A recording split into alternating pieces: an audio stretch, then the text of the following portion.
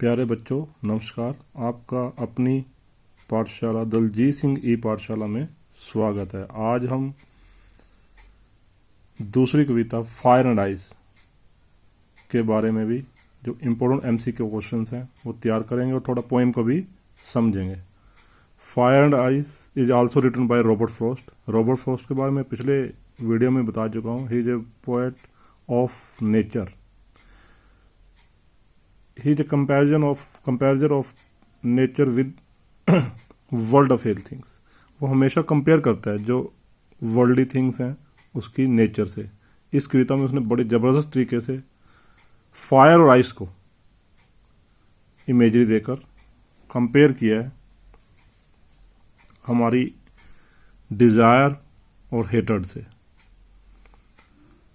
ये कविता Robert Frost के द्वारा फर्स्ट वर्ल्ड वॉर के बाद लिखी गई थी। When he had written this poem at that time two things were prevailed. First the hated between the country. जो वर्ल्ड वॉर चला था उसमें बहुत देशों में नफरत फैल गई थी। और second thing was the desire. At that times industrialisation was done.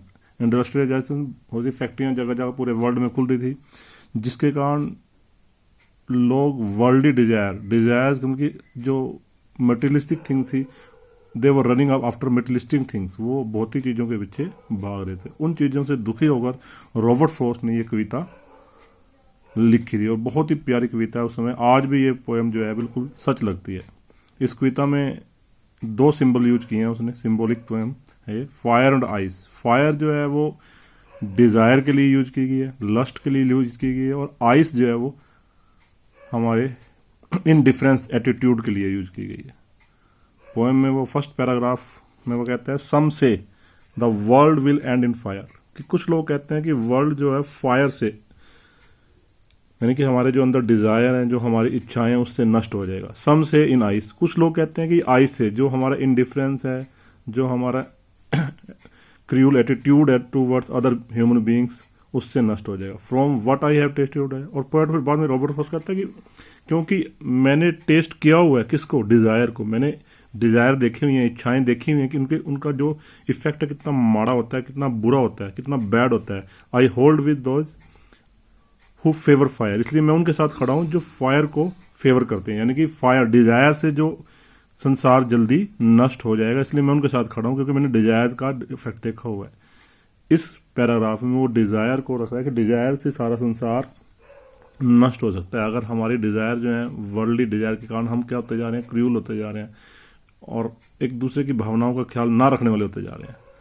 इसके कारण बंदा गुस्से में, एंगर भी आ जाता है। सारी जो हमारी बुराइयां हैं वो हमारे अंदर इसी कारण आ जाती हैं। दूसरा पैराग्राफ में बट पोएट कहता है कि but if it had to perish twice, perish word बार बार क्वेश्चन पूछा जाएगा वहां से।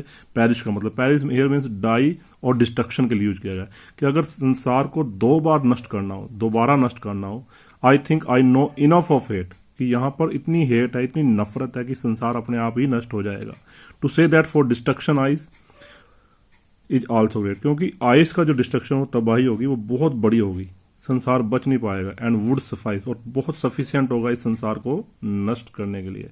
इस प्रकार इस पोएम में कवि ने बहुत ही अच्छे तरीके से दोनों जो सिंबॉलिक हैं, फायर और आइस को, आदमी की जो वैल्यूज़ हैं उनमें उतारा, उनको समझाया कि कैसे हम इन चीज़ों से दूर रह कर अपने आप को बचाव कर सकते हैं।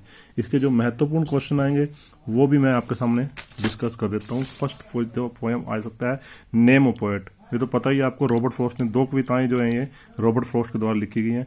सिंबल, आइस और फायर किस चीज़ के सिंबल, मैं बार बार बता चुका हूँ। आइस जो है is a symbol of hatred और fire is a symbol of desire.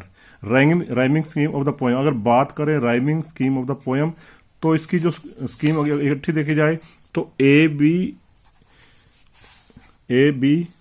और ए बनेगी। अगर पूरी पोएम की बात करें, फायर डिज़ायर फायर, तो ए बी ए, और नीचे क्योंकि ट्वाइस है तो आइस के साथ ये बी बन जाएगा, ट्वाइस आइस और सफाइस बी, तो A B A B C B बनेगा। इसकी जो पूरे पोएम की बात है, ए बी सी बी, क्योंकि ये क्वेश्चन थोड़ा टिपिकल है और बच्चों को परेशान करने वाला है। लेकिन अगर अलग अलग स्टैंजे आ जाते हैं, स्टैंजा भी आएगा आपके पास, तो उसमें बनेगा अलग अलग स्ट्रेंजों करें तो ए बी ए और ए बी ए आप देख सकते हो इसमें।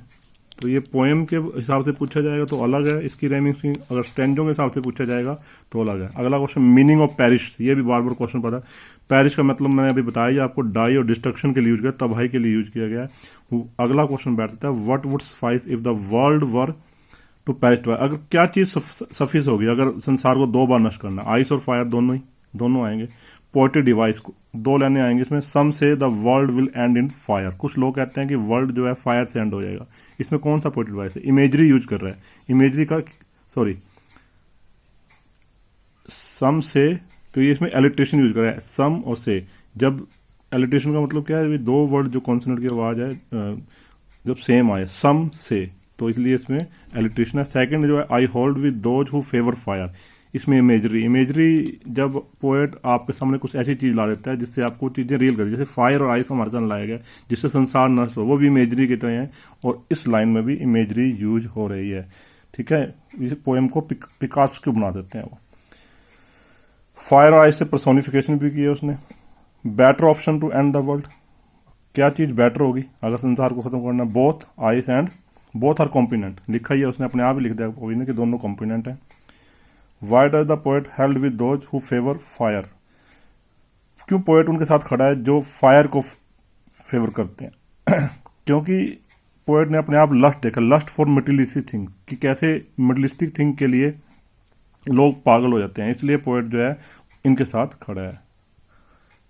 यही इंपॉर्टेंट क्वेश्चन है इसमें। अगर आपको कुछ और क्वेरीज हैं तो आप कमेंट बॉक्स में डाल सकते हो। ज़्यादा से ज़्यादा अगर मेरी आप वीडियोस को देखना चाहते हो तो मेरे चैनल को सब्सक्राइब करें। धन्यवाद, थैंक यू दोस्तों।